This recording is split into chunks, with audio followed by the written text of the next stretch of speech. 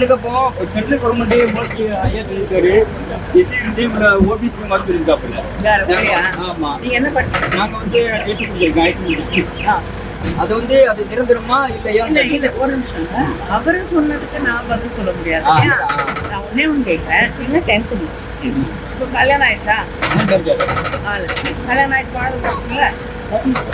அந்த பிள்ளை வந்து engineering college, medical college, IIT இதெல்லாம் போக வேண்டாமா? போகணும் இல்லையா? இப்போ நம்ம எல்லாம் பிராமின்ஸு மேலே இருக்க ஜாதியெல்லாம் நல்லா படித்து காலங்காலமாக ஒரு 3 தலைமுறையாக படிச்சுட்டு வந்து நல்ல வேலையில் இருக்காங்க. நம்மளுக்கெல்லாம் படிக்கிறதுக்கு வாய்ப்பே கொடுத்துட்டாங்க. அதை விட மோசமாக வந்து தலித்துக்களை நடத்தணும். இப்போதான் வந்து எல்லாருக்குமே படிக்கிறதுக்கு வாய்ப்பு இருக்கு. எல்லாருமே படிச்சிடும். ஏன்னா இருங்க ஒரு நிமிஷம், ரிசர்வேஷன் இருக்கிறதுனால தான் நம்மளால போய் படிக்கணும். இப்போ உங்களுக்கு 10வது படிச்சு ஐடிஎஸ் வேலை ஏன்னா உங்கள் பிள்ளைங்களோ பக்கத்து வீட்டில் இருந்த பிள்ளைங்களோ படிக்கக்கூடாதுன்னு நினைச்சா அது வந்து நியாயம் இல்லைல்ல. நீங்க யோசிச்சு எல்லாரும் சில பேர் வந்து வேண்டாம் மாட்டாதீங்கிறாங்க. சில பேர் ஒருத்தர் 2 பேரும் மாத்திருக்கீங்க.